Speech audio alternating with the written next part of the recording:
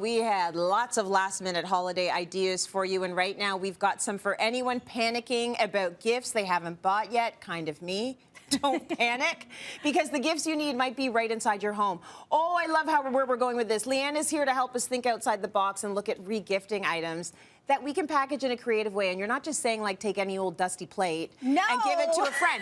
Like, she's gonna make it really good, I promise. I don't know that I've ever received an old dusty plate. Dusty plate. No, are you like me? Do you have a little gifting closet, like a place where you stash a drawer where you put those things that they're lovely and they're totally gift worthy, but they're maybe just not right for you? I don't need them. Yeah, right. They're not for me. I don't think I need anything except for chocolate. So yeah, there's a lot of great things I'd love to give to someone else. Right, and I think spreading the love during the holiday season is so much better than just having things sit in the closet. Yeah. So obviously you're good with regifting then. I am so good with regifting. Good. That's why we're friends. Because there's a lot of people that are kind of like, you know, turn their nose to the idea of it. Really the key is, it's not that you're just phoning it in and not giving something like personal. You can make it personal and make it really, really impressive by just elevating the packaging for it. So we're not just throwing some old dusty plate in a gift bag. Yes. We're going to make that old dusty plate look new again. It's gonna look good. It'll look amazing. Now, I wanted to ask you what you think some of the top regifted items are. I feel like you're gonna nail this. Candles. Yes. That you haven't even opened yet. Yes. That you haven't opened yet. Or burned and go, oh, I don't really like the scent. I'm gonna give it to someone. No. Yes, new. Picture frames. Yes. Without a personal picture in it. Without a personal picture? Take your family out of the frame. Right.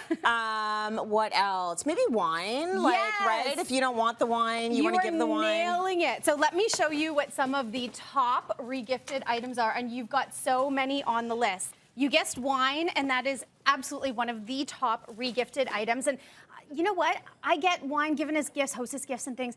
I'm not a wine drinker. So that is one thing that I save to regift, because I'd rather give it to someone who really enjoys a nice glass of wine, like Tracy Moore. You regift to me because I didn't know that about you, and I've known you forever. Right? So, yes. yeah. I'll have a glass, Send it this way. but not a bottle. Got it.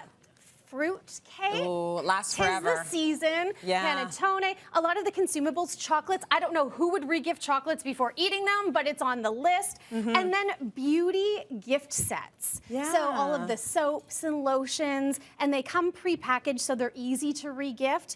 But there's some things that we can do to elevate all of this. But speaking of you and I regifting, the one little tip that I would suggest, if you do have that gifting drawer closet, when you receive something and you go, oh, this is lovely, thank you, and then it goes in that closet, write on a little Post-it note the name of the person who it came from, so I make sure that I don't regift the cookbook back to you, because that would be embarrassing. That's embarrassing. Also, when it comes to things like cookbooks or any book, open it up and make sure the person hasn't inscribed a little personal message to you, because that would kind of also be horrible. And the panettone is a good one.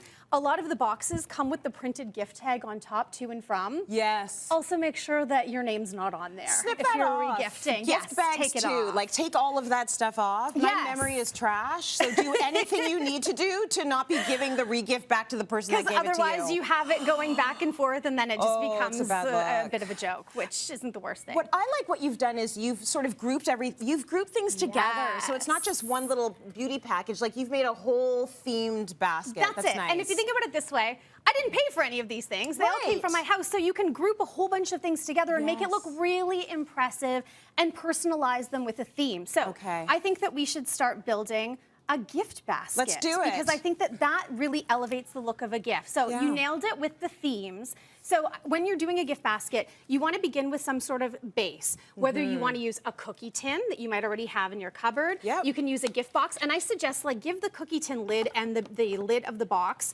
with it so that people can reuse it. Or a traditional basket as well. And that's your base. And then we want to add some fill. And this is going to be what holds all of the items together and fluffs it up and makes it look nice and full. Yeah, it makes it look bigger. That's why you need this stuff. The crinkle is amazing, and you can get this at any of the dollar stores out there. You can get that at dollar stores, or if you have tissue paper and a roll of craft paper, and you also have a paper shredder in your home office, run it through the paper shredder, and you can create your own fill for for no money, really, if you already have it. Or wrapping paper, too. You can color coordinate your fill. Good for the environment, too. Yes, exactly. If you're using paper you already have and you don't need it anymore, more. It's smart. Exactly. So I'm going to work with a box. I'm Yeah. going to give you the basket, and then we're going to create 2 themes. So Okay. I think, knowing you, this Bring will be on the wine. So I think we'll create kind of like a night at home with some consumables, so that chocolate that's been yeah.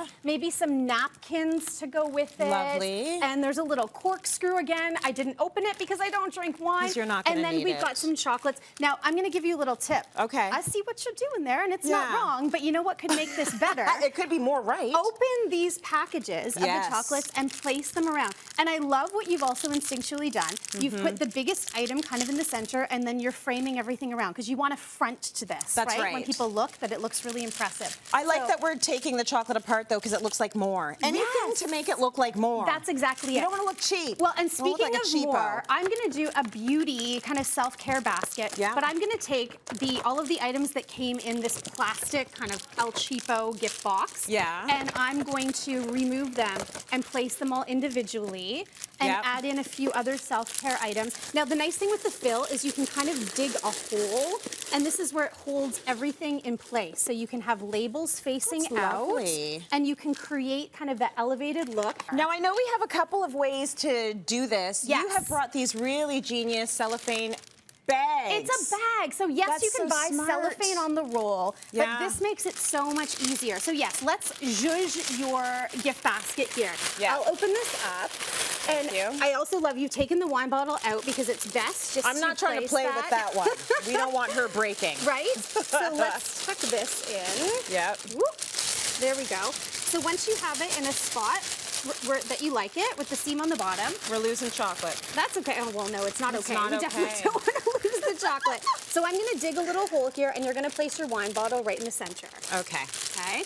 And what I love about using a wine bottle in a gift basket is this is actually where we're going to tie Sorry off about the basket sound, as guys. well. I know it's very crinkly, but we just want to get this looking beautiful so you can see There how we easy go. it is. And this is why I like the bags versus the strip. Right. I'll hold it together. You can tie nice and tight. Oh, I like, You know. you so fancy. Just because doing we the want it to triple hold. tie. And while you're doing that, I'm gonna Yeah. get some tape. And the bottom corners, they're kind of like dog ears at the corner. Oh, lovely. Dog ears at the corner. I'm just gonna tape those and tuck them right underneath. And it just makes it look so much tidier. Yeah. And then we have one more super quick step, because that's already Beautiful. lovely.